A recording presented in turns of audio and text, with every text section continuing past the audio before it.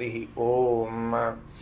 ಪ್ರಾಣಾದೇರೀಶಿತಾರಂ ಪರಮಸುಖನಿಧಿಂ ಸರ್ವದೋಷವ್ಯಪೇತಂ ಸರ್ವಾಂತಸ್ಥಂ ಸುಪೂರ್ಣಂ ಪ್ರಕೃತಿಪತಿಮಜಂ ಸರ್ವಬಾಹ್ಯಂ ಸುನಿತ್ಯಂ ಸರ್ವಜ್ಞಂ ಸರ್ವಶಕ್ತಿಂ ಸುರಮುನಿಮನುಜಾದ್ಯೈಃ ಸದಾ ಸೇವ್ಯಮಾನಂ ವಿಷ್ಣುಂ ವಂದೇ ಸದಾಹಂ ಸಕಲಜಗದನಾದ್ಯಂತ ಮಾನಂದದಂ ತಂ.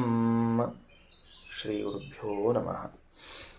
ಭಿಕ್ಷಯಾ ಭಕ್ಷಣಂ ತಸ್ಮಾತ್ ಆನಂದಸ್ಯ ತತೋ ವದತ್. ಅದು ಏಷತೆ ಆತ್ಮ ಸರ್ವಾಂತರಃ ಅಂತನ್ನುವ ಮಾತಿಗೂ ಮಮಾತ್ಮ ಭೂತಭಾವನಃ ಎಂಬ ಮಾತಿಗೂ ಹೇಗೆ ವ್ಯತ್ಯಾಸ ಇದೆ, ವಿಶೇಷವಿದೆ ಅನ್ನುವುದನ್ನು ತಿಳಿಸಿಕೊಟ್ರು. ಏಷತೆ ಆತ್ಮ ಸರ್ವಾಂತರಃ ಅಂತನ್ನುವಲ್ಲಿ ತೇ ಆತ್ಮ ಅಂತ ತಿಳಿದುಕೊಂಡು ಆ ಉಷಸ್ಥನಿಗೂ ಹಾಗೂ ಭಗವಂತನಿಗೂ ಸಂಬಂಧವನ್ನು ಹೇಳುವ ಮೂಲಕವಾಗಿ ಭೇದವನ್ನೇ ತೋರಿಸಿಕೊಡ್ತಾರೆ. ಭಗವಂತನು ನಿನಗೆ ಸ್ವಾಮಿಯಾಗಿದ್ದಾನೆ ಅಂತ ಸ್ವಾಮಿ ಕಿಂಕರ, ಸ್ವಾಮಿ ದಾಸ, ಸ್ವಾಮಿ ದಾಸ ಭಾವವನ್ನು ಅಲ್ಲಿ ಹೇಳಿಕೊಟ್ರೆ, ಮಮಾತ್ಮ ಭೂತಭಾವನಃ ಅಂತನ್ನುವಲ್ಲಿ ಇದ್ದ ಷಷ್ಠೀ ವಿಭಕ್ತಿಯೂ ಕೂಡ ಏನು ಭೇದವನ್ನು ಹೇಳಿಕೊಡಲಿಲ್ಲ. ಯಾಕೆ?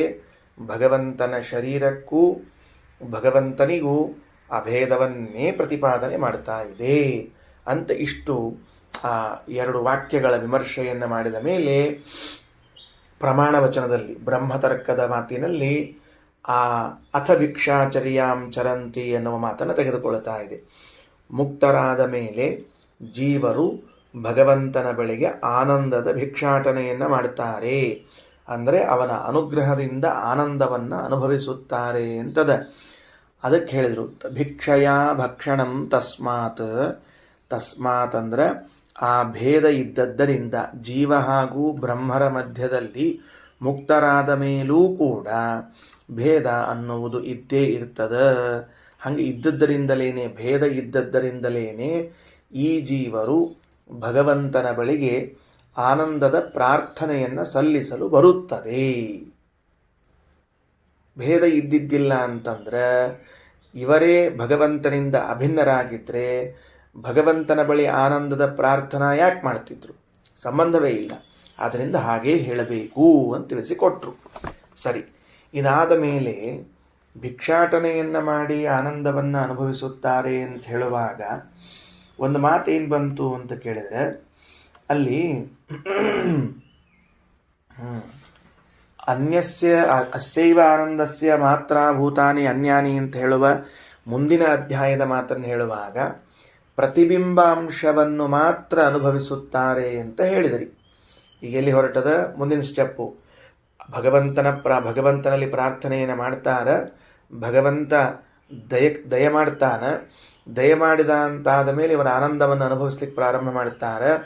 ಎಷ್ಟು ಆನಂದವನ್ನು ಅನುಭವಿಸುತ್ತಾರೆ ಅಂತಂದರೆ ಭಗವಂತನ ಆನಂದದ ಸಾಗರದ ಮುಂದೆ ಒಂದು ಹನಿ ಆನಂದವನ್ನು ಎತ್ತಿಕೊಂಡಾಗ ಎಷ್ಟಾಗ್ತದೋ ಅದಕ್ಕೆ ಸಮಾನವಾದ ಪ್ರತಿಬಿಂಬವಾದ ಆನಂದವನ್ನು ಅನುಭವಿಸುತ್ತಾರೆ. ಇದನ್ನೇ ವೇದವು ಏಕದೇಶ ಆನಂದ ಎಂದು ಕರೆದಿದೆ. ಇಷ್ಟು ಹೇಳಿತ್ತು ಹಿಂದೆ ಪಾಠ ಹೇಳುವಾಗಲೇನೆ.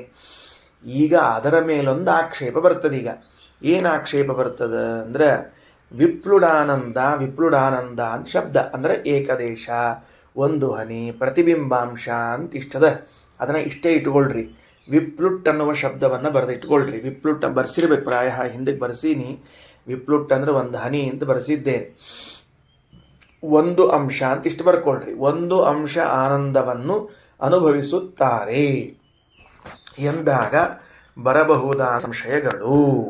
ಒಂದು ಹನಿ ಆನಂದವನ್ನು ಅನುಭವಿಸುತ್ತಾರೆ ಅಥವಾ ಏಕದೇಶ ಆನಂದವನ್ನು ಅನುಭವಿಸುತ್ತಾರೆ ಅಂತಂದಾಗ ಬರುವ ವಿಚಾರ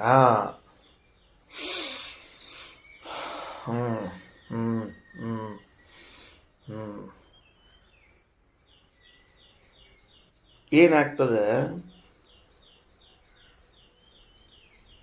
ಭಗವಂತನ ಆನಂದದ ಹನಿಯಲ್ಲಿ ಒಂದು ಆನಂದದ ಹನಿಯನ್ನು ಮಾತ್ರ ಇವರು ಅನುಭವಿಸುತ್ತಾರೆ ಅಂತಂದ್ರೆ ಅದು ತತ್ಸದೃಶ ಅಂತನ್ನುವ ಅರ್ಥ ಉಂಟೇ ಉಂಟು. ಭಗವಂತನ ಆನಂದದ ಸದೃಶವಾದ ಆನಂದದ ಏಕದೇಶವನ್ನು ಅನುಭವಿಸುತ್ತಾರೆ ಅಂತ ತಿಳ್ಕೊಂಡು ಬಿಂಬ ಪ್ರತಿಬಿಂಬ ಭಾವ ಅಲ್ಲಿಯೂ ಉಂಟು. ಅಲ್ಲಿ ಬರುವ ಸಂಶಯವೇನು, ಅಲ್ಲಿ ಬರುವ ಪ್ರಶ್ನೆ ಏನು ಅಂತಂದರೆ, ಹಾಗಾದರೆ ಮುಕ್ತರ ಆನಂದ ಅಂತನ್ನುವುದು ಅಪೂರ್ಣವಾದ ಆನಂದ ಆಗಲಿಲ್ಲವೋ ಅಂತ ಒಂದು ಪ್ರಶ್ನೆ ಎತ್ತುಕೊಳ್ತಾರೆ. ಈಗ ಏನಾಗಿದೆ, ಮುಕ್ತರ ಆನಂದ ಅಪೂರ್ಣ ಅಲ್ಲವೇ? ಯಾಕೆ ಅಪೂರ್ಣ? ಏಕದೇಶ ಆನಂದವನ್ನು ಅನುಭವಿಸುತ್ತಾರೆ ಅಂತಂದ್ರೆ, ಈಗ ನೋಡ್ರಿ ಹೆಂಗೆ ಹೇಳ್ತದ್ದು ವೇದ, ಹೆಂಗೆ ಹೇಳಿತು? ಭಗವಂತನ ಆನಂದ ಇಷ್ಟು ದೊಡ್ಡದಾದ ಆನಂದ, ಅದರಲ್ಲಿನ ಒಂದಂಶದ ಆನಂದವನ್ನು ಮಾತ್ರ ಇವರು ಅನುಭವಿಸುತ್ತಾರೆ ಅಂದರೆ ಆ ಆನಂದಕ್ಕೆ ಸಾಟಿಯಾದ ಆ ಆನಂದದ ಪ್ರತಿಬಿಂಬವಾದ ಆನಂದವನ್ನು ಅನುಭವಿಸುತ್ತಾರೆ ಅಂತಂದ್ರೆ, ಭಗವಂತನ ಆನಂದದ ಏಕದೇಶ ಆನಂದ ಅಂತ ಹೇಳಿದಾಗ, ಏಕದೇಶ ಅಂದರೆ ಒಂದು ಭಾಗ, ಒಂದು ಭಾಗ ಅಂದರೆ ಅಪೂರ್ಣ, ಅಪೂರ್ಣವಾದ ಆನಂದವನ್ನು ಮುಕ್ತರು ಅನುಭವಿಸುತ್ತಾರೆ ಅಂತಾಯಿತು. ಏನಾತೀಗ?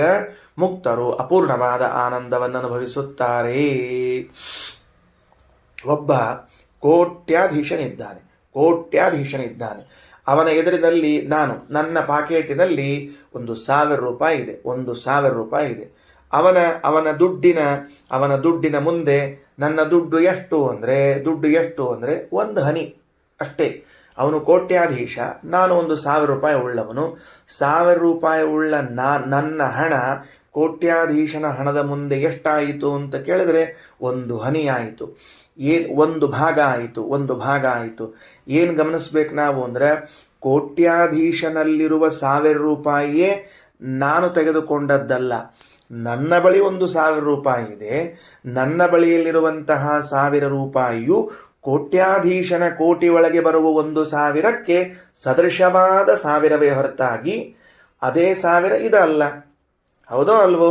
ಹಾಗಾದರೆ ಒಂದು ವೇಳೆ ಕೋಟ್ಯಾಧೀಶನ ಕೋಟಿ ರೂಪಾಯಿಯಲ್ಲಿನ 1,000 ರೂಪಾಯಿಯನ್ನು ನಾನು ಅನುಭವಿಸುವುದಾದರೆ ಇವನು ಕೋಟ್ಯಾಧೀಶ ಉಳಿಲಿಲ್ಲ, ಯಾಕಂದರೆ 1,000 ರೂಪಾಯಿ ಕಡಿಮೆ ಆಯಿತು. ಹಾಗಲ್ಲ. ಹಾಗಾದರೆ ಕೋಟ್ಯಾಧೀಶನ ಕೋಟಿಯಲ್ಲಿನ 1,000 ರೂಪಾಯಿಗೆ ಸಮಾನವಾದ 1,000 ರೂಪಾಯಿಯನ್ನು ನಾನು ಅನುಭವಿಸುತ್ತಿದ್ದೇನೆ ಅಂದರೆ ಏಕದೇಶ, ಒಂದು ಭಾಗ ಅಂತಾಯಿತು.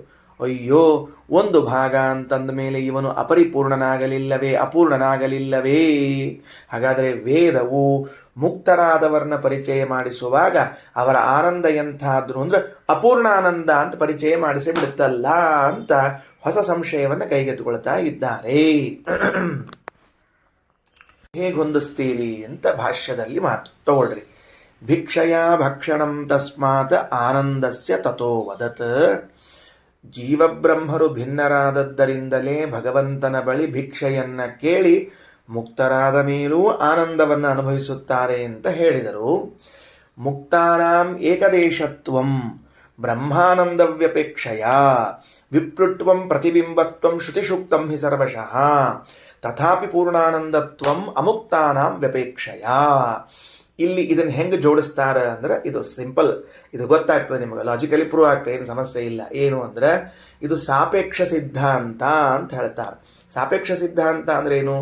ಭಗವಂತನ ಅಪೇಕ್ಷೆಯ ಭಗವಂತನ ದೃಷ್ಟಿಯಲ್ಲಿ ಇಟ್ಟುಕೊಂಡಾಗ ಇವನ ಆನಂದ ಅಲ್ಪಾನಂದ, ಆಗ ನಿನಗನಿಸೋದು ಅಪೂರ್ಣ ಎಂಬುದಾಗಿ. ಆದರೆ ಅಮುಕ್ತರ ಆನಂದ ಏನಿದೆಯಲ್ಲ, ಆ ಅಮುಕ್ತರ ಆನಂದದ ವಿಷಯದಲ್ಲಿ ಅಪೇಕ್ಷೆಯನ್ನು ಇಟ್ಟುಕೊಂಡಾಗ, ಅದರ ದೃಷ್ಟಿಯಲ್ಲಿ ಇಟ್ಟುಕೊಂಡಾಗ ಮುಕ್ತರ ಆನಂದ ಪೂರ್ಣ ಆನಂದ, ಮುಕ್ತರ ಆನಂದ ಪೂರ್ಣ ಆನಂದ. ಯಾಕ? ಅಮುಕ್ತರಾದವರಿಗೆ ಸಂಸಾರದಲ್ಲಿ ಸ್ವರೂಪವು ಅಭಿವ್ಯಕ್ತವಾಗಿರುವುದಿಲ್ಲವಾದ್ದರಿಂದ ಅವರು ಏನಾನಂದವನ್ನು ಅನುಭವಿಸಿದರೂ ಅಪೂರ್ಣವಾದ ಆನಂದವನ್ನು ಅನುಭವಿಸಿದಂತೆ. ಮುಕ್ತರಾದ ಮೇಲೆ ಸ್ವರೂಪ ಅಭಿವ್ಯಕ್ತಿಯಾದದ್ದರಿಂದಾಗಿ ಯಾವುದೇ ಆನಂದವಿದ್ರೂ ಕೂಡ ಪೂರ್ಣಾನಂದ ಅಂತ ಕರೆಸಿಕೊಳ್ಳುತ್ತದೆ. ಹಾಗಾದರೆ ಶ್ರುತಿ ಹೇಳಿದ್ದು ಯಾವ ಅಭಿಪ್ರಾಯದಲ್ಲಿ? ಒಂದು ಹನಿ, ಏಕದೇಶ, ಇದೆಲ್ಲವೂ ಕೂಡ ದೇವರ ಆನಂದದ ದೃಷ್ಟಿಯಲ್ಲಿ. ಅಮುಕ್ತರ ಆನಂದದ ದೃಷ್ಟಿಯಲ್ಲಿಟ್ಟುಕೊಂಡಾಗ ನಮ್ಮ ಆನಂದ ಪೂರ್ಣ ಆನಂದವೇ ಇರ್ತದೆ. ಆ ನನ್ನ ಬಳಿ ಇರುವಂತಹ 1000 ರೂಪಾಯಿಯಿಂದ ನಾನೂ ಕೂಡ ಧನಿಕ ಅಂತ ಕರೆಸ್ಕೋತೀನಿ ಹೊರತಾಗಿ ದರಿದ್ರ ಅಂತ ಕರೆಸಿಕೊಳ್ಳುವುದಿಲ್ಲ. ಯಾರ ಮುಂದೆ? 1 ರೂಪಾಯಿಯೂ ಇಲ್ಲದೆ ಇದ್ದವನ ಮುಂದೆ ನಾನೇ ಅಂಥವನು? ಧನಿಕನೇ ನಾನು. 1 ರೂಪಾಯಿ ಇಲ್ಲ ಅವನ ಬಳಿಗೆ, ಮೈ ಮೇಲೆ ಹಾಕ್ಕೊಳ್ಳಿಕ್ಕೆ ಬಟ್ಟೆ ಇಲ್ಲ, ಚಿಂದಿ ಚಿತ್ರಾನ್ನವಾಗಿ ಹೋಗಿದ್ದಾನೆ. ಅವನ ದೃಷ್ಟಿಯಲ್ಲಿ ನಾನೇನು? ಧನಿಕನೇ. ಆದರೆ ನನ್ನ ಹಣ ಕೋಟ್ಯಾಧೀಶನ ದೃಷ್ಟಿಯಲ್ಲಿ ಏನೂ ಅಲ್ಲ, ನಗಣ್ಯ. ಈ ಅಭಿಪ್ರಾಯದಲ್ಲಿ ಮುಕ್ತರ ಆನಂದದ ಬಗ್ಗೆ ಹೇಳುವಾಗ ವಿಪ್ರುಡಾನಂದ, ಒಂದು ಆನಂದ, ಒಂದು ಹನಿ ಆನಂದ ಅಂತ ಹೇಳಿದ್ದೇ ಹೊರತಾಗಿ ಅವರ ಆನಂದ ಅಪೂರ್ಣ ಎಂದು ಭಾವಿಸಬಾರದು. ಹೀಗೆ ತಿಳಿಸಿಕೊಟ್ಟಿದ್ದಾರೆ.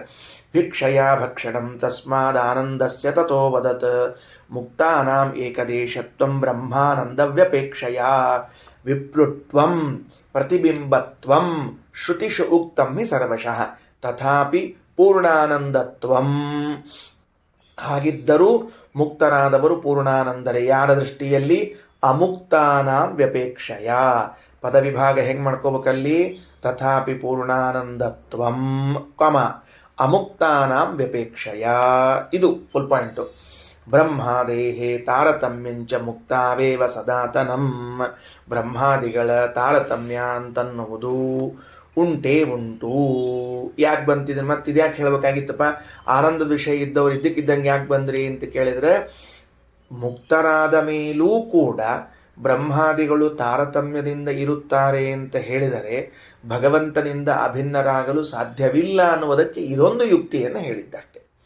ಮುಕ್ತರಾದ ಮೇಲೆ ಭಗವಂತನ ಜೊತೆಗೆ ಅಭೇದ ಹೊಂದುತ್ತಾರೇನು ಅಂದರೆ ಇಲ್ಲ. ಯಾಕಂದ್ರೆ ಮುಕ್ತರಾದ ಮೇಲೂ ಬ್ರಹ್ಮದೇವರಿಂದ ಮೊದಲುಗೊಂಡು ಎಲ್ಲರೂ ತಾರತಮ್ಯ ಉಳ್ಳವರೇ ಆಗಿದ್ದಾರೆ. ಅಂದಮೇಲೆ ಅಭೇದ ಹೊಂದುವ ಪ್ರಸಕ್ತಿ ಇಲ್ಲ. ದೃಷ್ಟೇಶಣಾನಾಶಾತ್ ನಿರ್ದುಃಖತ್ವಂಚ ಸರ್ವದಾ. ಅಲ್ಲ, ಮತ್ತೀಗ ಭಿಕ್ಷಾ ಕೇಳ್ಕೊಂಡು ಬದುಕ್ತಾರ ಅಂತಂದಮೇಲೆ ಭಿಕ್ಷೆ ಕೇಳುವುದು ಅನ್ನೋದೊಂದು ದುಃಖದ ಸಂಗತಿ ಅಲ್ವೋ? ಎಷ್ಟು ಮುಕ್ತರಾದ್ರೆ ಏನು ಬಂತು? ಕೊನೆಗೆ ಇನ್ನೊಬ್ಬರ ಮುಂದೆ ಭಿಕ್ಷಾ ಕೇಳೋದು ಬಂತಲ್ಲ, ದುಃಖದ ಸಂಗತಿ ಅಲ್ವೋ ಅಂತ ಕೇಳಿದ್ರೆ ಅದಕ್ಕಂತಾರ ಅಲ್ಲ. ಯಾಕಂದ್ರೆ ದೃಷ್ಟ ಇಷಳನಾಶಾತ್ ನಿರ್ದುಃಖತ್ವಂಚ ಸರ್ವದಾ. ಆ ಭಿಕ್ಷಾಟನೆ ಎನ್ನುವುದು ದುಃಖಕ್ಕೆ ಕಾರಣವಾಗುವುದಿಲ್ಲ. ಯಾಕೆ? ದುಃಖಕ್ಕೆ ಕಾರಣವಾಗುವುದು ಯಾವುದು? ಪುತ್ರೇಷಣ, ವಿತ್ತೇಷಣ, ಲೋಕೇಶಣಗಳು. ಅವುಗಳನ್ನಿಲ್ಲಿ ತ್ಯಾಗ ಮಾಡಿದ್ದರಿಂದ ಅವರಿಗೆ ಮುಕ್ತಿಯಲ್ಲಿ ದುಃಖವೆನ್ನುವುದು ಇರುವುದಿಲ್ಲ. ಇಷ್ಟು ವಿಷಯ ಮುಗಿಸಿದರು. ಇದು ನೀವು ಹಿಂದೆ ಕೇಳಿದ್ದೀರಾದ್ದರಿಂದ ಹೆಚ್ಚು ವಿವರಣೆ ಕೊಡುವುದು ಬೇಡ. ಮುಂದೆ ಹೋಗೋಣಂತ. ಈಗ ಮುಂದೇನಂತಾರ, ಅಲ್ಲ ನೀವು ಆಯಿತು ಅವರಿಗೆ ಏಕದೇಶ ಆನಂದದ, ಇವ್ರ ದೃಷ್ಟಿಯಲ್ಲಿ ಅವರು, ಅವ್ರ ದೃಷ್ಟಿಯಲ್ಲಿ ಇವರು ಎಲ್ಲ ಒಪ್ಕೊಳ್ಳಂತ, ಇಲ್ಲ ಅಂದಿಲ್ಲ. ಅದೆಲ್ಲ ಆನಂದದ, ಅದು ನಮ್ಗೆ ಐಡಿಯಾ ಬರ್ತದೆ. ಅಂದರೆ ಇವ ಅವನಕ್ಕಿಂತ ಉತ್ತಮ, ಅವನಕ್ಕಿಂತ ಇವ ಅಧಮ ಎಂಬ ಅಭಿಪ್ರಾಯ ನಮಗೆ ತಿಳಿದು ಬರ್ತದೆ. ಎಲ್ಲ ಸರಿಯದ.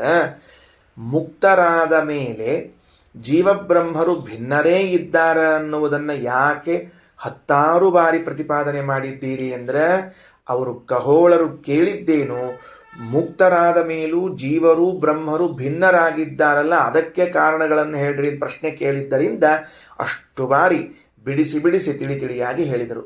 ಒಂದು ಕಾರಣ, ಮುಕ್ತರಾದ ಮೇಲೆ ಮುಕ್ತ ಜೀವರಿಗೂ ಭಗವಂತನಿಗೂ ಭೇದ ಇರಲಿಕ್ಕೆ ಒಂದು ಕಾರಣ ಏನು ಅಂದರೆ ತಾರತಮ್ಯ.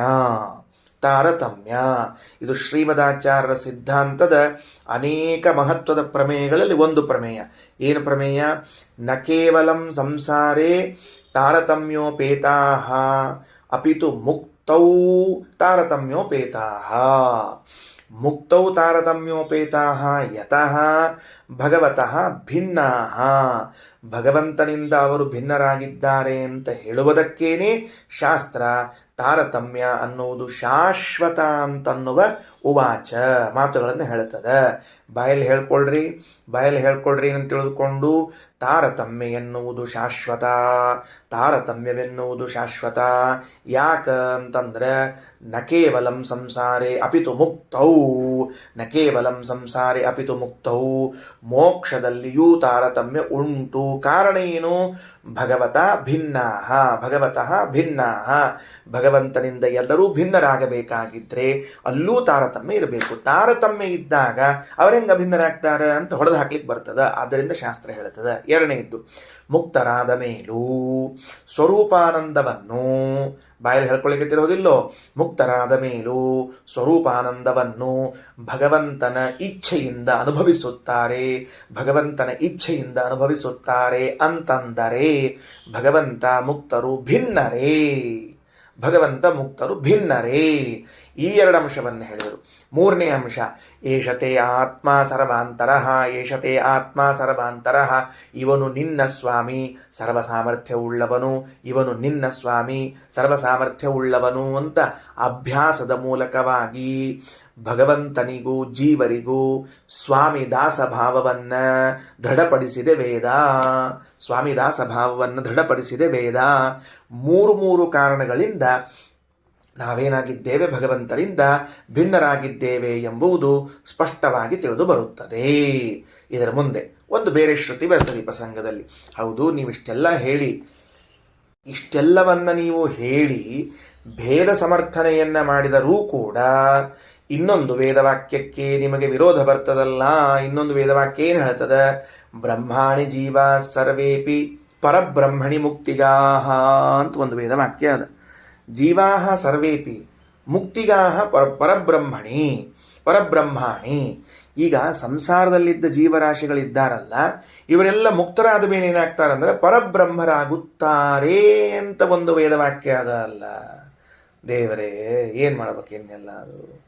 ಈ ವೇದ ಹಿಂಗೆ ಹೇಳೇ ನಮಗೆ ಅವಾಗವಾಗ ಹಿಡಿಸಿ ಆಗ್ತಿರ್ತದೆ. ಏನಂತಾರ? ಬ್ರಹ್ಮಾಣಿ ಜೀವಾ ಸರ್ವೇಪಿ ಪರಬ್ರಹ್ಮಾಣಿ ಮುಕ್ತಿಗಾಹ ಪ್ರಕೃತಿಂ ಪರಮಂ ಬ್ರಹ್ಮ ಪರಮಂ ಮಹದಚ್ಯುತಾಹ ಅಂತ ಒಂದು ಶ್ರುತಿ ಅದ. ಹಂಗಾದ್ರೆ ಆ ಶ್ರುತಿಯನ್ನ ಹೆಂಗೆ ಅರ್ಥೈಸ್ತೀರಿ? ಯಾಕಪ್ಪ ಆ ಶ್ರುತಿ ನಿನಗೇನು ತೊಂದರೆ ಕೊಡ್ಲಿಕ್ಕತ್ತದ ಅಂತಂದ್ರೆ ಹೇಳಿಕತ್ತದಲ್ರಿ ಸ್ವಚ್ಛವಾಗಿ.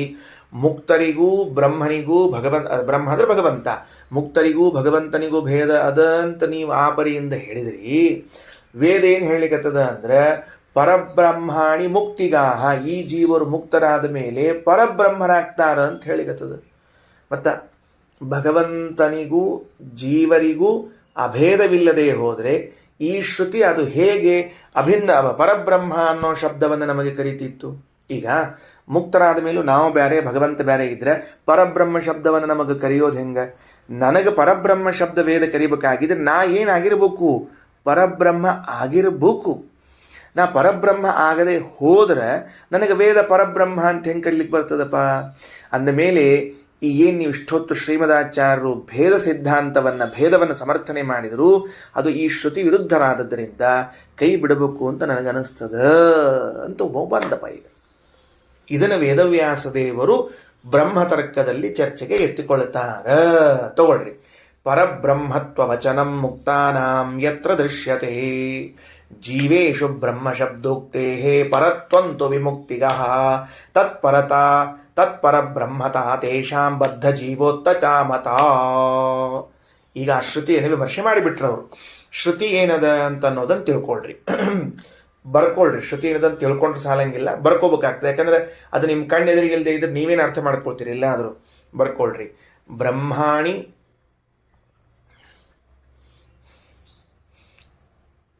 ಜೀವಾಹ ಸರ್ವೇಪಿ ಬ್ರಹ್ಮಾಣಿ ಜೀವಾ ಸರ್ವೇಪಿ ಪರಬ್ರಹ್ಮಾಣಿ ಮುಕ್ತಿಗಾಹ.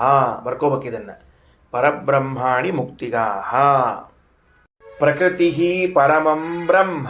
ಪ್ರಕೃತಿ ಪರಮಂ ಬ್ರಹ್ಮ. ಮೂರನೇ ಸಾಲು. ಪ್ರಕೃತಿ ಪರಮಂ ಬ್ರಹ್ಮ. ಪರಮಂ ಮಹತ್ ಅಚ್ಯುತಃ. ಪರಮಂ ಮಹತ್ ಅಚ್ಯುತಃ. ಬ್ರಹ್ಮಾಣಿ ಜೀವಾ ಸರ್ವೇಪಿ ಪರಬ್ರಹ್ಮಾಣಿ ಮುಕ್ತಿಗಾಹ. ಪ್ರಕೃತಿ ಪರಮಂ ಬ್ರಹ್ಮ ಪರಮಂ ಮಹದಚ್ಯುತಃ. ಬ್ರಹ್ಮಾಣಿ ಜೀವಾ ಸರ್ವೇಪಿ ಪರಬ್ರಹ್ಮಾಣಿ ಮುಕ್ತಿಗಾಹ. ಎಲ್ಲ ಜೀವರು ಬ್ರಹ್ಮರಾಗಿದ್ದಾರೆ, ಮುಕ್ತರಾದ ಮೇಲೆ ಪರಬ್ರಹ್ಮರಾಗ್ಬಿಡುತ್ತಾರೆ. ಮತ್ತು ಮುಕ್ತರಾದ ಮೇಲೆ ಇವರನ್ನ ಪರಬ್ರಹ್ಮ ಅಂತ ಕರೀಬೇಕಾದರೆ ಏನಾಗಬೇಕು? ಅವರು ಬ್ರಹ್ಮನಿಂದ ಅಭಿನ್ನರಾದರೆ ಮಾತ್ರ ಪರಬ್ರಹ್ಮ ಅಂತ ಕರ್ಸ್ಕೊಳ್ಳಿಕ್ಕೆ ಸಾಧ್ಯ ಅದ. ಇವ್ರ ಪಾಡಿಗೆ ಜೀವಿ ಇಲ್ಲಿ ಕೂತಿರೋಣ, ಅವ ಪರಬ್ರಹ್ಮ ಅಲ್ಲಿ ಕೂತಿರೋಣ, ವೇದ ಎಲ್ಲರನ್ನೂ ಕೂಡಿಸಿ ಒಟ್ಟಿಗೆ ಪರಬ್ರಹ್ಮ ಅಂತ ಕರಿತ ಹೆಂಗೆ ಮತ್ತೆ ಹೆಂಗಾರದನ?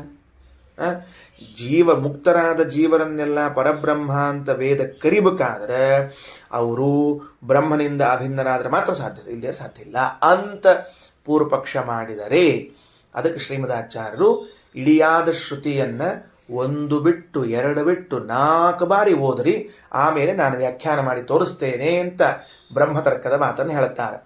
ಬ್ರಹ್ಮಾಣಿ ಜೀವ ಸರ್ವೇಪಿ ಪರಬ್ರಹ್ಮಾಣಿ ಮುಕ್ತಿಗಾಹ ಪ್ರಕೃತಿ ಪರಮಂ ಬ್ರಹ್ಮ ಪರಮಂ ಮಹದಚ್ಯುತಃ. ಇಷ್ಟಿದೆಯಾ? 4 ಸಾಲಿದೆಯಾ? ಇದು ಸರಿಯಾಗಿ ನೋಡ್ಕೊಳ್ರಿ.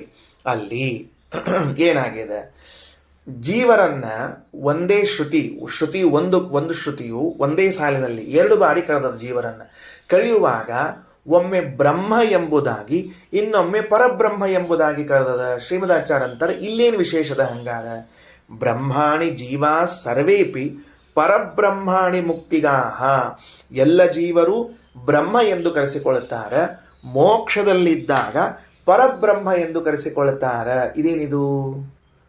ಜೀವರೆಲ್ಲರೂ ಕೂಡ ಬ್ರಹ್ಮರು ಅಂತ ಕರ್ಸ್ಕೋತಾರೆ, ಮುಕ್ತಿಯಲ್ಲಿದ್ದಾಗ ಪರಬ್ರಹ್ಮರು ಅಂತ ಕರ್ಸ್ಕೋತಾರೆ. ಹಿಂಗೆ ಯಾಕೆ ಮಾಡಿತು? ಒಂದು. ಎರಡನೇದ್ದು, ಪ್ರಕೃತಿ ಪರಮಂ ಬ್ರಹ್ಮ, ಪ್ರಕೃತಿ ಇದೆಯಲ್ಲ ಅದು ಪರಮ ಬ್ರಹ್ಮ ಅಂತ ಕರೆಸಿಕೊಳ್ತಾದ.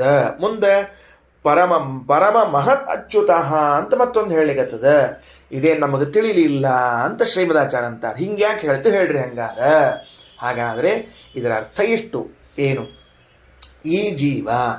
ಈ ಜೀವ ಯಾವಾಗ ಸಂಸಾರದಲ್ಲಿರ್ತಾನೋ ಆವಾಗ ಅವನಿಗೆ ಬ್ರಹ್ಮ ಅಂತ ಕರೀರಿ. ಈ ಜೀವ ಮುಕ್ತನಾದ ಮೇಲೆ ಅವನಿಗೆ ಪರಬ್ರಹ್ಮ ಎಂದು ಕರೀರಿ. ಅದು ದೇವರಿಂದ ಅಭಿನ್ನನಾದದ್ದಕ್ಕೆ ಪರಬ್ರಹ್ಮ ಅಂತ ಕರೆದದ್ದಲ್ಲ. ಏನೋ ಭಾಷ್ಯವಾಕ್ಯ ತಗೊಳ್ರಿ. ಪರಬ್ರಹ್ಮತ್ವವಚನಂ ಮುಕ್ತಾನಾಂ ಯತ್ರ ದೃಶ್ಯತೆ ಜೀವೇಶು ಬ್ರಹ್ಮಶಬ್ದೋಕ್ತೇ ಪರತ್ವಂತು ವಿಮುಕ್ತಿತಃ. ಸಂಸಾರದಲ್ಲಿದ್ದ ಎಲ್ಲ ಜೀವರು ಬ್ರಹ್ಮರು, ಮುಕ್ತರಾದ ಈ ಜೀವರು ಪರಬ್ರಹ್ಮರು. ಯಾಕೆ ಅಂದರೆ ಮುಕ್ತರಾದರು ಅನ್ನುವುದನ್ನು ತಿಳಿಸಲಿಕ್ಕೆ ಪರಬ್ರಹ್ಮ ಅನ್ನೋ ಶಬ್ದ ಬಳಸಿದ್ದಾರೆ, ಹೊರತಾಗಿ ದೇವರಿಂದ ಅಭಿನ್ನರಾಗಿದ್ದಾರೆ ಎಂಬ ಅರ್ಥದಲ್ಲಿ ಅಲ್ಲ. ಏನು ವಿವರಣೆ ಮಾಡಿದ್ರು ಶ್ರೀಮದಾಚಾರ್ಯರು? ಬ್ರಹ್ಮತರ್ಕವಾಕ್ಯ ಏನು ವಿವರಣೆ ಕೊಡ್ತು? ಸಂಸಾರದಲ್ಲಿದ್ದಾಗ ಬ್ರಹ್ಮ ಅಂತ ಕರೆಸ್ಕೊಂಡವರು ಮುಕ್ತರಾದ ಮೇಲೆ ಪರಬ್ರಹ್ಮ ಅಂತ ಕರ್ಸ್ಕೋತಾರೆ. ಅಲ್ರಿ, ಮತ್ತೆ ಆಗಲೇ ಹೇಳಿದ್ದು ಅಲ್ಲಪ್ಪ, ಆಗಲೇ ಹೇಳಿದ್ದು ಈಗ ಹೇಳಿದ್ದು ಒಂದಲ್ಲ. ಆಗಲೇ ಹೇಳಿದ್ದು ಜೀವರು ಭಗವಂತನಿಂದ ಅಭಿನ್ನರಾದದ್ದಕ್ಕೆ ಪರಬ್ರಹ್ಮ ಅಂತ ಕರಿಬೇಕು ಅಂತ, ಈಗ ಮುಕ್ತರಾದದ್ದಕ್ಕೆ ಪರಬ್ರಹ್ಮ ಎಂದು ಕರಿಬೇಕು ಅಂತ. ಇಷ್ಟು ವ್ಯತ್ಯಾಸದ ಇಲ್ಲ ಎಲ್ಲಾದರೂ? ನೋಡ್ರಿ, ಪೂರ್ವಪಕ್ಷದವ್ರು ಏನ್ ಮಾಡಿದ್ರು? ನಿಂದ ಅಭಿನ್ನರಾದದ್ದಕ್ಕೆ ಪರಬ್ರಹ್ಮ ಅಂತ ಕರಿಬೇಕು. ಶ್ರೀಮದಾಚಾರ್ಯ ಏನು ತಿಳಿಸಿಕೊಟ್ರು? ಮುಕ್ತರಾದದ್ದಕ್ಕೆ ಪರಬ್ರಹ್ಮ ಅಂತ ಕರಿಬೇಕು ಅಂತ. ಎಷ್ಟು ವ್ಯತ್ಯಾಸದ? ಬಹಳ ವ್ಯತ್ಯಾಸದ. ಇವನು ಸಂಸಾರದಲ್ಲಿದ್ದಾಗೂ ಇವನೇ ಆಗಿದ್ದ, ಮುಕ್ತನಾದ ಮೇಲೂ ಇವನೇ ಆಗ್ತಾನ. ಆದರೆ ಈಗ ಸಂಸಾರದಲ್ಲಿ ಇದ್ದಾಗ ಅವನಿಗೇನು ಕರೆದಿದ್ರು? ಬ್ರಹ್ಮ ಅಂತ ಕರೆದಿದ್ರು. ಅವನಿಗೆ ಮುಕ್ತರಾದ ಮೇಲೆ ಏನು ಕರ್ಲಿಕತ್ರು ಅಂದ್ರೆ ಪರಬ್ರಹ್ಮ ಅಂತ ಕರ್ಲಿಕತ್ರು. ಯಾಕಂದ್ರೆ ಸಂಸಾರ ತ್ಯಾಗ ಮಾಡಿದ, ಸಂಸಾರವನ್ನ ಬಿಟ್ಟು ಬಂದ. ಆದ್ದರಿಂದ ಇವನನ್ನ ಪರಬ್ರಹ್ಮ ಎಂದು ಕರಿತಾ ಇದ್ದಾರೆ. ನೋಡ್ರಿ, ಶಾಲೆಯಲ್ಲಿ ಓದ್ತಾ ಇದ್ದ. ಅವ ಓದೋ ಕಾಲಕ್ಕೆ ಅವನಿಗೊಂದು ಹೆಸರಿತ್ತು ಸ್ಕೂಲ್ನೊಳಗೆ, ಅಥವಾ ಕಾಲೇಜಿನೊಳಗೆ ಓದೋ ಕಾಲಕ್ಕೆ ಒಂದು ಹೆಸರಿತ್ತು. ಮುಂದೆ ಏನಾಯ್ತು ಅಂದ್ರೆ ಅವನು ಡಿಗ್ರಿ ಮಾಡ್ಕೊಂಡ, ಈಗ MBBS ಮಾಡ್ಕೊಂಡ ಅಂತ ಇಟ್ಕೊಳ್ರಿ. ಓದೋ ಕಾಲಕ್ಕೆ MBBS ಮಾಡುವಂತಹ ವಿದ್ಯಾರ್ಥಿಗೆ ಅವನಿಗೇನು ಹೆಸರಿತ್ತು ಅಂದ್ರೆ ಏನು ಮಿಸ್ಟರ್ ರಮೇಶ್ ಅಂತ ಏನೋ ಹೆಸರಿತ್ತು, ಭೀಮೇಶ್ ಅಂತ ಹೆಸರಿತ್ತು ಅಂತ ಇಟ್ಕೊಳ್ರಿ. ಇವ MBBS ಮಾಡಿದ ಮೇಲೆ ಡಾಕ್ಟರ್ ಭೀಮೇಶ್ ಅಂತ ಕರೆದ್ರು. ಡಾಕ್ಟರ್ ಭೀಮೇಶ್ ಅಂತ ಕರೆದ ಕೂಡಲೇ ಬಿದ್ದ ಡಾಕ್ಟರ್ ಜೊತೆಗೆ ಇವ ಅಭಿನ್ನಾದ ಅಂತ ಅರ್ಥವೋ? ಈ ಮೊದಲು ಅವನು ವಿದ್ಯಾರ್ಥಿ ಅವಸ್ಥೆಯಲ್ಲಿದ್ದ, ಈಗ ಅವನು ಆ ಡಿಗ್ರಿ ಸಂಪಾದನೆ ಮಾಡಿದ್ದಾನೆ ಅಂತ ಅರ್ಥವೋ? ಇಷ್ಟೇ ಅರ್ಥ ಅಲ್ಲಿ. ಮೊದಲು ಮಿಸ್ಟರ್ ಭೀಮೇಶ ಇದ್ದ, ಆಮೇಲೆ ಡಾಕ್ಟರ್ ಭೀಮೇಶ ಆದ. ಇವ ಮೊದಲು ಮಿಸ್ಟರ್ ಭೀಮೇಶ ಇದ್ದ, ಆಮೇಲೆ ಡಾಕ್ಟರ್ ಭೀಮೇಶ ಆದ ಅಂಥೇಳಿ ಈ ಮೊದಲು ಯಾರ್ಯಾರು ಡಾಕ್ಟರ್ ಆಗ್ಯಾರ ಅವರೆಲ್ಲರ ಜೊತೆಗೆ ಅಭಿನ್ನ ಆಗಿ ಹೋಗ್ಬಿಟ್ಟ ಅಂತ ಯಾರಾದರೂ ಅಂತಾರನ್ನ ವ್ಯವಹಾರ ಮಾಡ್ತಾರೇನು? ಮಾಡೋದಿಲ್ಲಲ್ಲ. ಮೊದಲು ಅವ ಇಂಜಿನಿಯರಿಂಗ್ ಓದ್ಲಿಕ್ಕತ್ತಿದ್ನಪ್ಪ. ಓದೋ ಕಾಲಕ್ಕೆ ಅವ ಕಮಲೇಶ ಅಂತ ಹೆಸರಿತ್ತು. ಆಮೇಲೆ ಇಂಜಿನಿಯರ್ ಕಮಲೇಶ ಅಂತಂದ್ರು. ಇಂಜಿನಿಯರ್ ಕಮಲೇಶ ಅಂದ್ರೆ ಈ ಪೂರ್ವದಲ್ಲಿ ಎಷ್ಟು ಮಂದಿ ಇಂಜಿನಿಯರ್ ಆಗ್ಯಾರ ಅವರೆಲ್ಲರಿಂದ ಇವ ಅಭಿನ್ನ ಅಂತ ಅರ್ಥೋ? ಇವ ಇಂಜಿನಿಯರ್ ಆಗ್ಯಾನ ಅಂತ ಅರ್ಥೋ? ಇವ ಇಂಜಿನಿಯರ್ ಆಗ್ಯಾನ ಅಂತ ಅರ್ಥ. ಹಂಗ ಬ್ರಹ್ಮಾಣಿ ಜೀವ ಸರ್ವೇಪಿ, ಜೀವರೆಲ್ಲರೂ ಸಂಸಾರದಲ್ಲಿದ್ದಾಗ ಬ್ರಹ್ಮರು ಅಂತ ಕರೆಸಿಕೊಂಡಿದ್ರು. ಮುಕ್ತರಾದ ಮೇಲೆ ಇವರೇನಂತ ಕರೆಸಿಕೊಂಡ್ರು? ಪರಬ್ರಹ್ಮ ಅಂತ ಕರೆಸಿಕೊಂಡ್ರು. ಆ ಪರಬ್ರಹ್ಮ ಶಬ್ದ ಇದ್ದದ್ದು ಯಾಕಂದ್ರೆ ಮುಕ್ತರಾಗಿದ್ದಾರೆ ಅಂತ ತಿಳಿಸಲಿಕ್ಕೆ.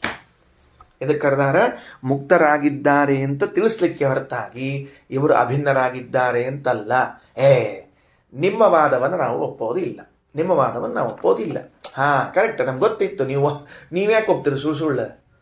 ನಿಮಗೇನು ಹಸಿವಾಗಿದೆ ಒಪ್ಪಲಿಕ್ಕೆ? ನೀವು ಒಪ್ಪೋದಿಲ್ಲ. ಹಾಗಾದರೆ ಮುಂದಿನ 2 ಮಾತುಗಳನ್ನು ಹೊಂದಿಸಿ ತೋರಿಸು. ಶ್ರೀಮದಾಚಾರ್ಯ ಕೂತ್ಬಿಟ್ರಿ. ನಾನು ಹೇಳಿದ ಅರ್ಥವನ್ನು ನೀನು ಒಪ್ಪದೇ ಇದ್ರೆ ಮುಂದಿನ 2 ವಾಕ್ಯವನ್ನು ಹೊಂದಿಸಿ ತೋರಿಸು. ಏನದ ಮುಂದಿನ ವಾಕ್ಯ ಅಂದ್ರೆ, ಪ್ರಕೃತಿ ಪರಮಂ ಬ್ರಹ್ಮ.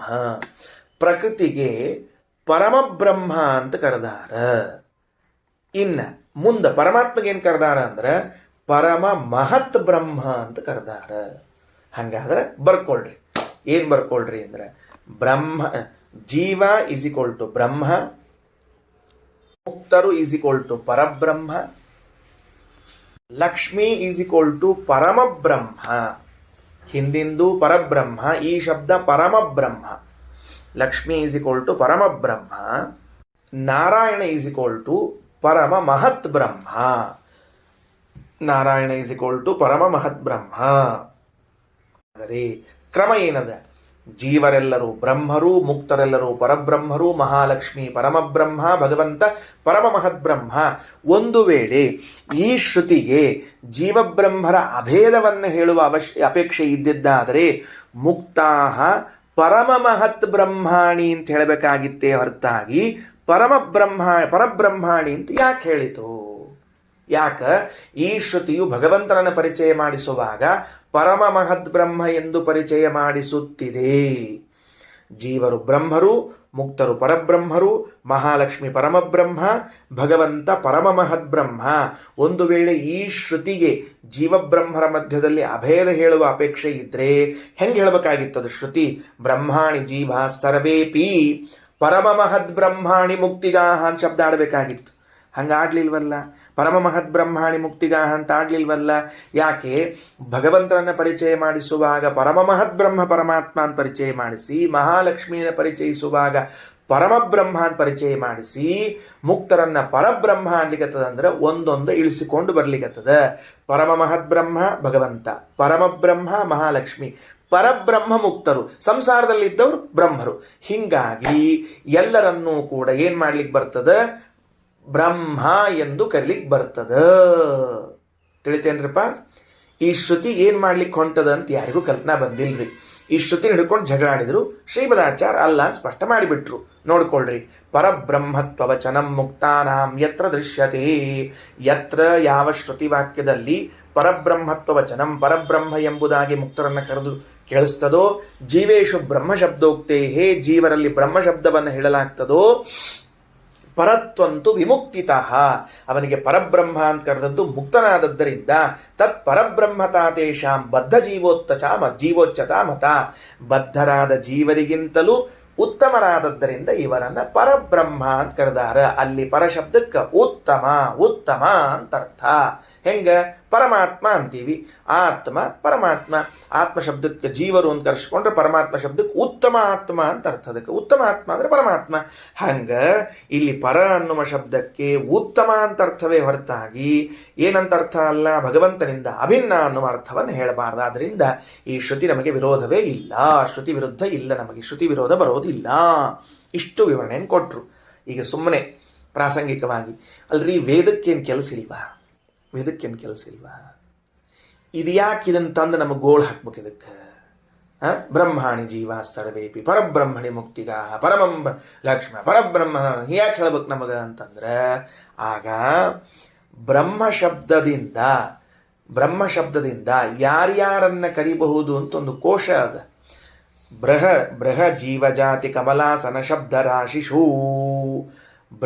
ಬ್ರಹ್ಮ ಅನ್ನೋ ಶಬ್ದಕ್ಕೆ ಜೀವರು, ಬ್ರಹ್ಮ ಎಂಬ ಶಬ್ದಕ್ಕೆ ಚತುರ್ಮುಖ, ಬ್ರಹ್ಮ ಎಂಬ ಶಬ್ದಕ್ಕೆ ವೇದ, ಬ್ರಹ್ಮ ಎಂಬ ಶಬ್ದಕ್ಕೆ ಪರಮಾತ್ಮ.